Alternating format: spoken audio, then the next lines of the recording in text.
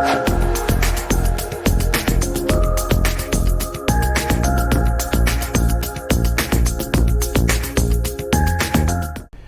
folks, and welcome to Cybersecurity Awareness TV. I am your host, Mac Jackson Jr. This is episode 389, recorded March 26, 2022.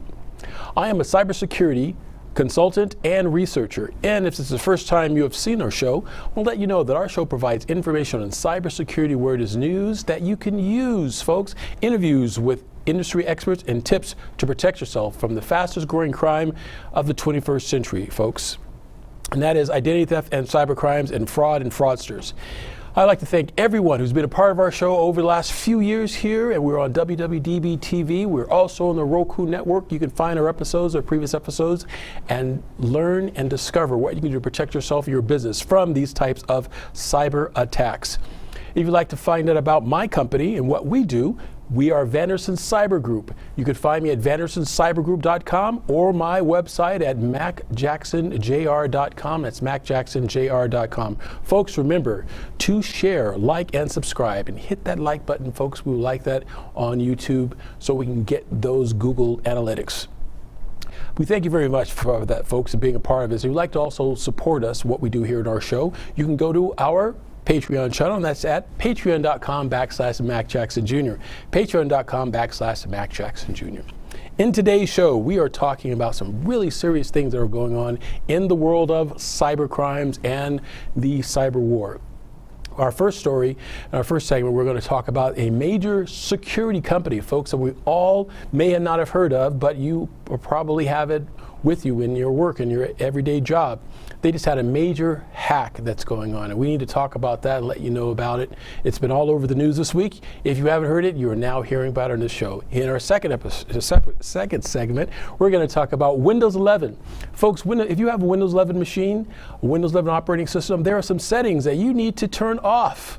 That's right, folks. Opt out of these settings to protect your privacy. You don't need to have Microsoft knowing about what you're doing and how you're doing it, or getting these ads that are coming on. You want to use your machine. I have some really cool information I think you should have and definitely share. And as we do every week in our third segment, we talk about cybersecurity tips, things that you can do to protect yourself from these types of cyber crimes. So, folks, in our first episode, in our first segment, we're talking about major security firm that's been hacked this week. The major security firm last January was hacked. This security firm is an identity sign-on security firm. The name of the firm is called Okta. O-K-T-A, Okta. You may or may not have heard of it, but if you are in the banking industry, a university student, you're in a government employee, you have single sign-on. This company maintains single sign-ons for employees and for users to log into the system that takes you to the websites you wish to visit. This company was hacked this week. It came out this week, that is in the news, but the hack started last January, and the hackers reportedly have millions of personal data information from their users. Now, what does this mean to you? Well, if you've been listening to the show and other cybersecurity researchers around the world, you know that if a hacker gets your information, and your personal information can be shared amongst other bad guys in the dark net, and be able to log in after you have logged out of a particular system and cause all kind of havoc. Cybersecurity researchers around the world are working with Okta to see how deep this hack was. Allegedly, this is a hacking gang called Lipkus, L-A-P-S-U-S, and S, last S is with a $sign. This hacking group allegedly comes from the UK and Brazil. Research and investigation is still going on to find out who this particular group is. Reportedly, it's been said that this group is a bunch of young adolescents that have done this. We're still going to have to see. That's one of the reports. I still want to see more information about this, but that's one of the reports that are coming out. This is a group of adolescents living at home. They're hacking into a major system like Okta as a joke or as a game, but this company gang called Lipkus has violated and has attacked other businesses besides Okta as well, with ransomware and other malware attacks demanding money as well. Again, if these are kids doing this, folks, just imagine if it was something sponsored by nation states or with an adult criminal sponsor behind it. That's why it's important we need to note about this. Here, folks, is a a clip I wish to share with you regarding this particular episode. Take a look at this clip.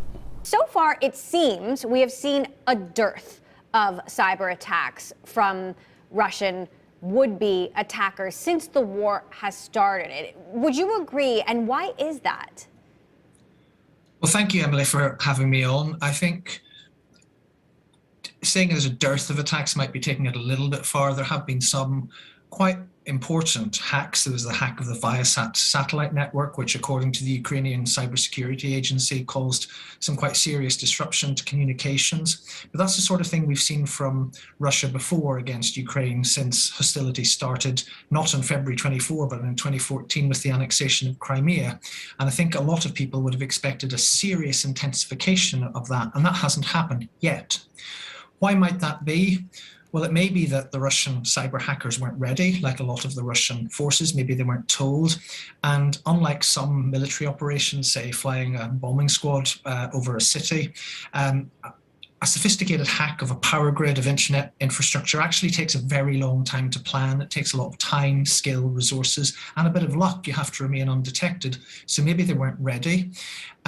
Also, frankly, when you're in a state of full-scale war, blowing something up is easier for the invader than doing a sophisticated cyber attack. So there are all sorts of reasons, but I think the sort of cyber war that we feared hasn't happened yet, but we're still in this crisis. And I think the president was right to sound the alarm the other night about what might happen, because we need to be prepared.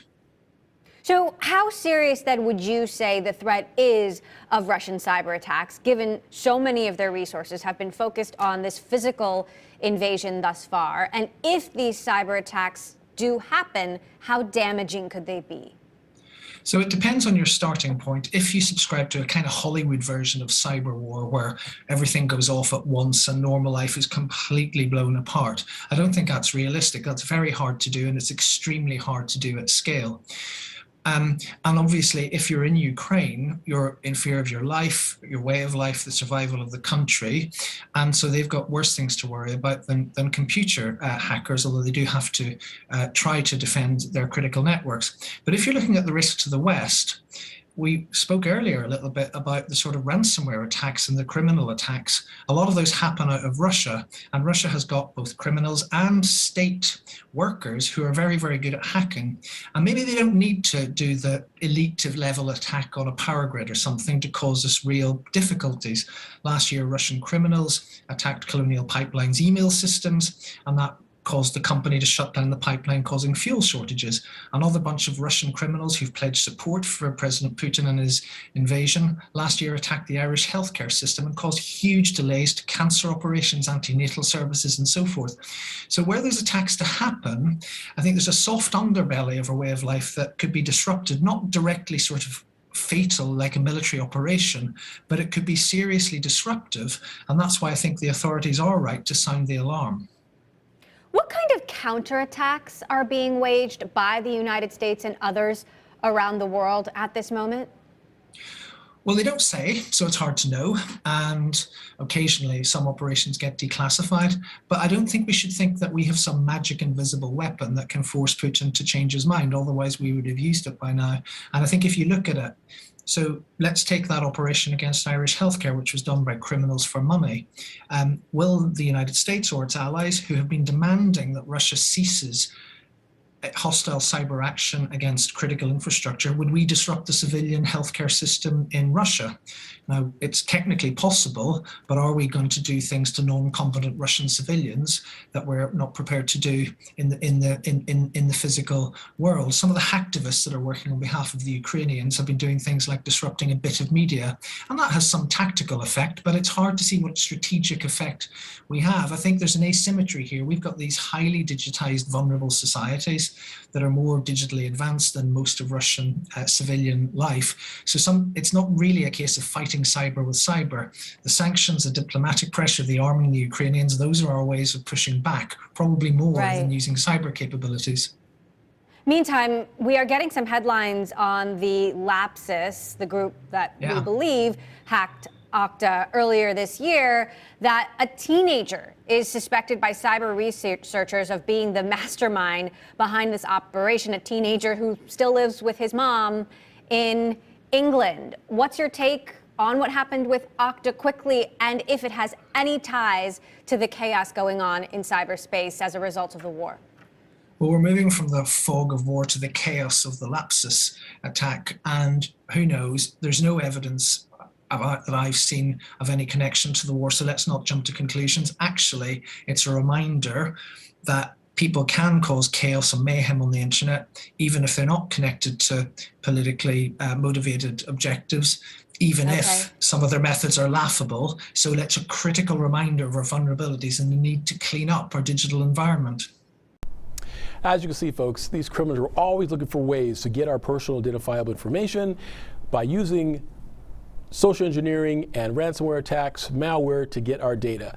Folks, our research continues with another clip I'd like to share with you in a little bit deeper on this Okta data breach attack. Here's a clip.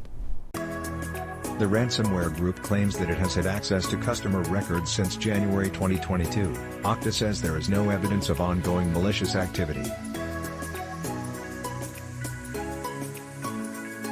By UK group editor, CSO ransomware group Lapsus has claimed to have breached the internal systems of cloud-based authentication software provider Okta and has been targeting the data of its customers since January 21, 2022. The breach was first flagged on Twitter by Bill Demirkapi, a senior security engineer at video conferencing company Zoom, at 8:15 p.m. Pacific time on Monday night.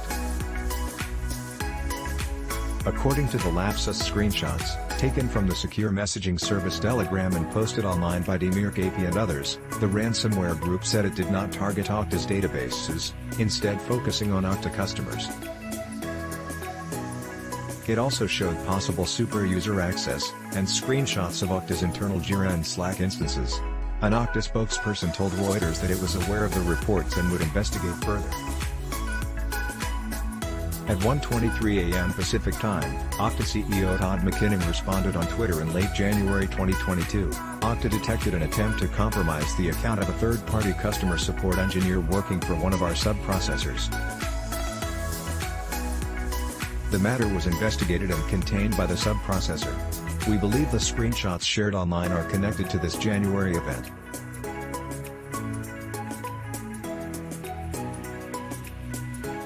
Based on our investigation to date, there is no evidence of ongoing malicious activity beyond the activity detected in January.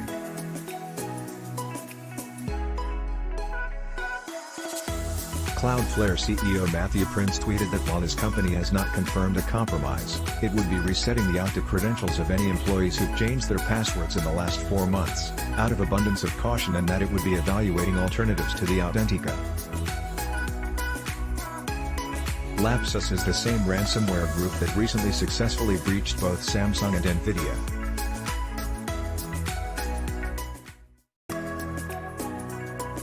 Jake Moore, Global Cybersecurity Advisor at ESET, warned, Okta's customers, along with customers at companies who also rely on the technology, must now be extra vigilant and cautious of any suspicious activity on their accounts, especially from unsolicited emails. Scott Carey is manager for news. Copyright 2022 IDG Communications Incorporated.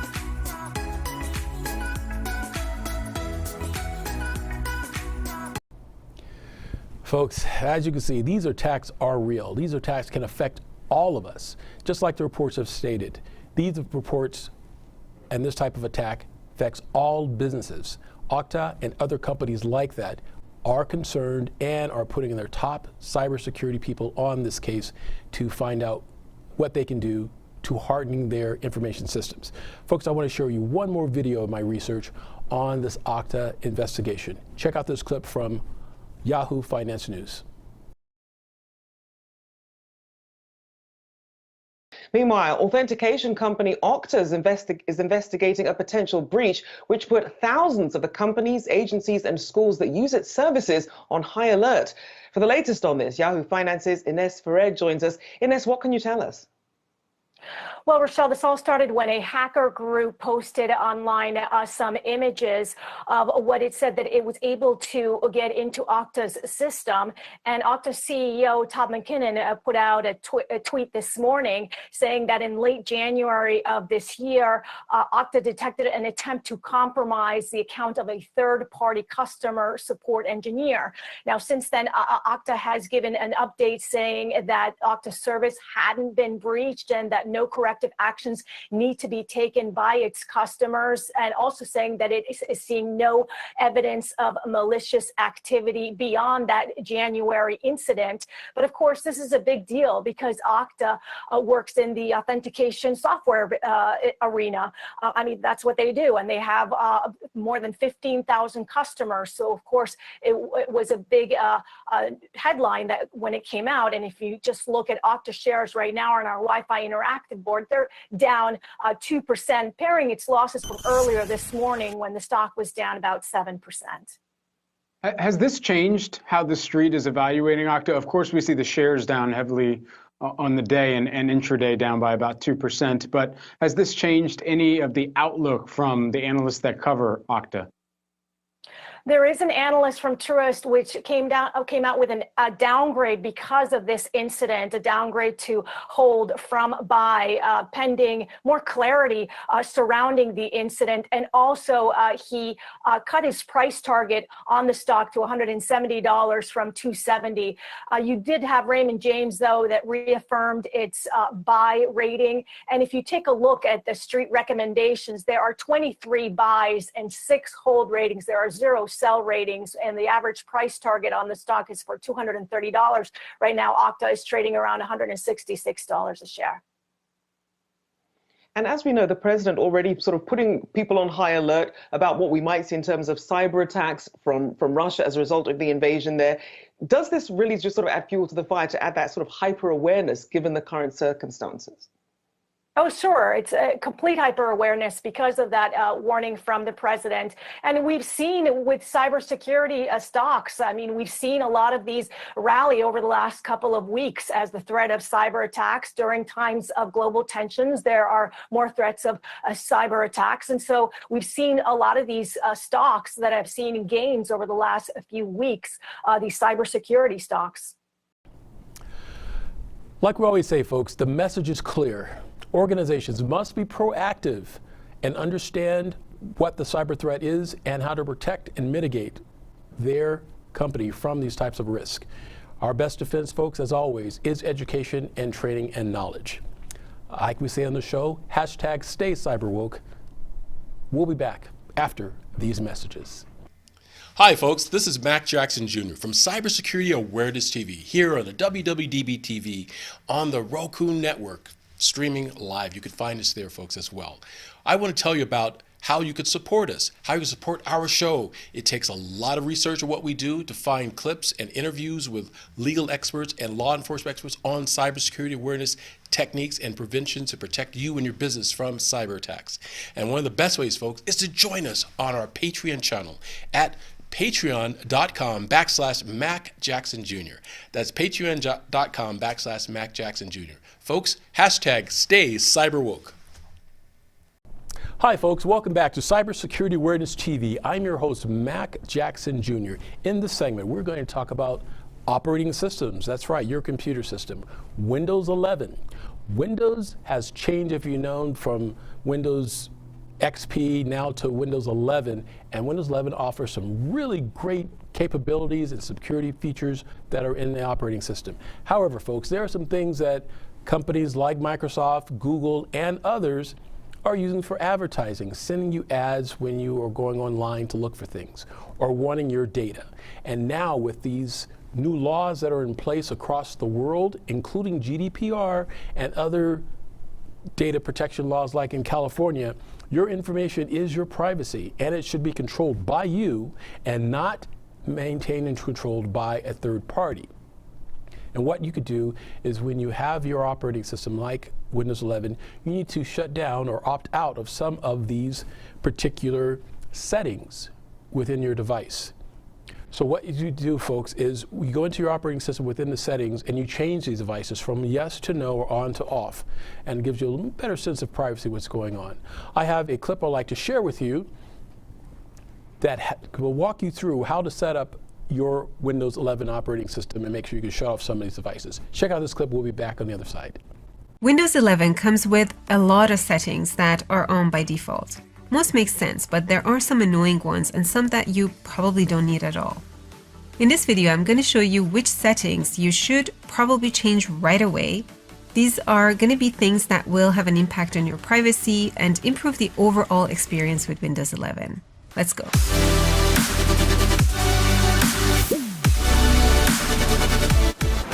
If you're like me and you don't like these crowded areas in the start menu and the jump list, there is an easy way to get rid of this clutter. Right-click on the Windows button and go to Settings. Select Personalization and click on Start. In here, turn off these two options to keep these dialog boxes neat and clean. The other thing you can do in here is to add some shortcuts to the Start menu. Right now, when I click on Start, I have a lot of empty real estate between my profile pic and the Power button. You can change that by clicking on Folders. Now you can turn on some shortcuts that you want to have. I'm going to go with Pictures and Videos. And now when I click on Windows, I see these buttons and I can jump directly to any of these places. The next thing you want to do in Windows 11 is to disable these annoying notifications. To do that, right-click on the Windows button and select Settings. On the System tab, select Notifications. Scroll down to the bottom and disable Get Tips and Suggestions when I use Windows. The other thing you want to turn off right away are the ads that now seem to be everywhere. Promoted apps in the Start menu, suggested content on the Settings page, and even in the search results. To get rid of all these, select Privacy and Security. Here under Windows Permissions, select General and turn off all these options. While we're in the topic of privacy, to keep more of your information to yourself, you can change a variety of settings. You can find most of them in the settings under Privacy and Security. Let's start with speech. Turn off online speech recognition. You can still use voice typing and dictation though. Next, we'll go to inking and typing personalization. When it's turned on, Windows collects unique words like names in a personal dictionary. This may help you type and ink more accurately, but I'm not a fan of that, so I'm going to turn it off. Next is diagnostics and feedback. Turn off optional diagnostic data unless, like me, you're in the Windows Insider program. You can also turn off all the other settings down here. If you want, go ahead and clear all diagnostic data that was already collected with this button. So that's it for this area. Finally, I'm quickly going to go to the activity history and turn off the local activity storage. No need to save that. Next up in privacy and security is app permissions. An app on your computer may require specific access to function properly, like to your physical location, to your camera, microphone, and other devices. Now, that may make sense for some apps, but definitely not for all. So let's change that. Similar to Windows 10, you can manage app permissions by category. It's a long list, and I'm not going to go through the entire thing here, but I recommend that you go through these on your own and decide for yourself which access you want to give to which app. Many of these settings can be disabled altogether or disabled only for specific apps. So for example, location here. You can turn off location services completely, or you leave it on and choose which apps can access your location. I usually have most of these off except for maybe the weather app. It's pretty cold here in Austria, so this way I know how many layers I need to put on. There's a lot of apps out there that you don't want on your computer. So to be on the safe side, you may want to limit where you install your apps from. To do that, open Settings, select Apps, and click on Advanced App Settings. Up here, click on the drop-down to choose where you want to get your apps from. The default is Anywhere, which I don't recommend. Either go with the Microsoft Store or one of the other two options. I'm going to go with the Microsoft Store for now. This way, when you try to install a non-verified third-party app, you're going to get this message. Startup programs load automatically when the system is turned on, but every program that's on the list slows down your boot time and it consumes your computer resources. So this should be your VIP list of apps. To change that, go to Settings, select Apps, and then Startup. Next, let's sort by status so you can see which ones are currently enabled. Okay, so On means these apps load during startup. And it also indicates how much resources an app is going to consume. You especially want to check out the ones with high impact. So just go through the list, and if you find a program that you don't need at startup, just toggle it off. I know a lot of people complain that Microsoft is pushing hard to use a Microsoft account instead of the good old local accounts. Now, I use multiple devices, and I actually enjoy the advantages of automatically syncing my data and my settings between these devices. But of course, this way, Microsoft has greater visibility into what I'm doing, what I'm searching for, and how I'm using my computer. So if you want more privacy and you prefer to keep your data and settings local, then switching to a local account may be an option for you. Here's how you can do that. Open Settings and select Accounts. Click on Your Info. Here in Account Settings, you can see that I'm using my Microsoft account. And over here, you can sign in with a local account instead. Click it and follow the steps in the window that pops up. And no worries, you're not going to lose any local data by switching. Okay, so that's it for today. If this video was useful for you, please give it a thumbs up and share it with your friends. If you also have tips of your own, do share them with us in the comments below. And if you're new to my channel, please subscribe so that we can see each other more often. Many thanks for watching, and I'm going to see you in the next video.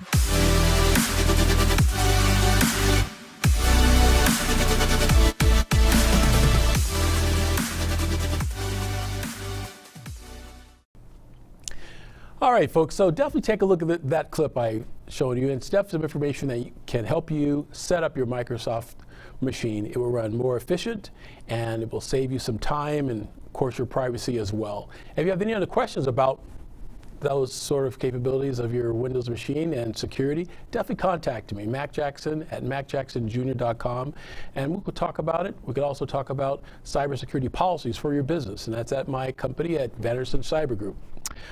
We'll be right back, folks, after these messages.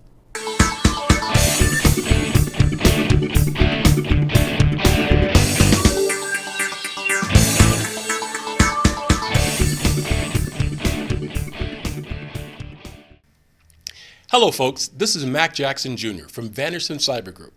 The problem with businesses today is that they are affected by cyber attacks from around the world, but companies are not sure of what to do.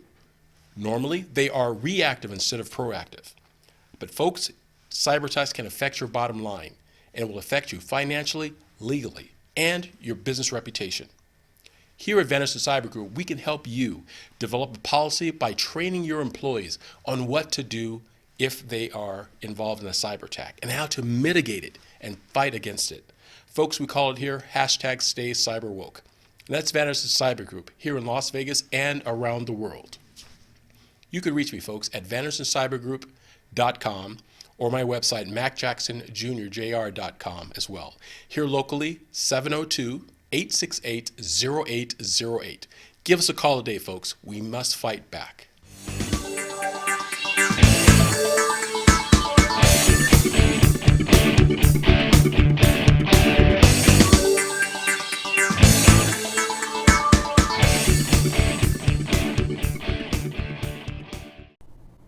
Hi folks, welcome back to Cybersecurity Awareness TV. I'm your host, Mac Jackson Jr. In this segment, we talk about things that you can do, tips to protect yourself from the fastest growing crime of the 21st century, folks, and that's cyber threats and cyber crimes.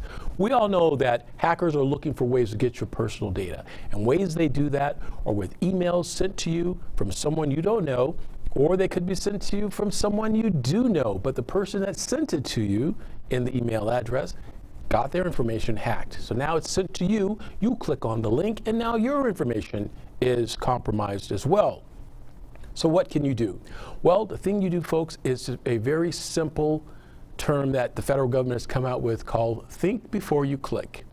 Simply, folks, if you see a link that you're not sure what it's about, don't click on it until you understand where it is coming from. Now, we've mentioned it on the show, and you've heard, I'm sure, in the news as well, to be very vigilant and protective of your emails. But we also need to talk about smartphones as well. And I'll emphasize that again, smartphones, folks, like your telephone, your electronic devices, your iPads, and your tablets that you use on the internet. People will send you emails and you'll get a text message. Looking at these text messages, folks, they're not like looking at an email where you have the graphics behind it of your bank and asking for a login. You will have a text message coming in from your possible bank or someone posing to be your friend with a link. And this link that you're looking at uses a short URL. You click on the link, that link takes you to a website that looks like your possible bank, that has your information, sometimes even filled in on the screen, giving you the illusion that this is your bank asking you for an additional information. I always tell all my clients, folks, when you see this type of link coming in to your phone, contact your bank, contact your financial institution and ask them, is this something that they can discuss with you over the phone, or do you have to come in to talk about it? And never click on these links and look at these links for information without verifying who they are. It's very, very important, folks. This hacking type of attack is on the increase because people aren't aware of it. But if you're a listener to our show here, folks, you are aware of it. And now you know. And I ask you for one more piece of advice, or I ask you for a favor. Tell a friend what you've heard here on this show about this particular type of hack using the phone with text messages. More people know about this, the harder it will be for hackers to take our personal information and our data. We must spread the news of how to protect ourselves from this type of cyber crimes. And again, folks, my next thing I like to tell you, like I say every week, make sure that you always update your passwords. Your passwords are the simplest form of a key that hackers can get into your computer system. Once they have your password, they can have access to your other data. Again, another tip, do not write your passwords down, folks, on a piece of paper. Please don't do that. I tell my clients all the time, what you've done is that you created currency. You become your own Federal Reserve, folks, with a plain piece of paper that's worth nothing in value. When you have your password listed on that piece of paper, and some of you will even put the website and your password on a piece of paper, you've now created currency. It takes only seconds for someone within your company to walk by you with their smartphone, take a quick picture of your desk without you knowing it. They can pretend they're on TikTok or something, and now they have your password on a piece of paper and with you in it as well. You know how much that's worth in the dark net? There are bad guys that would buy that photo so they can hack or attempt to hack into your account. So the moral of the story is don't write it down. Use a password management system.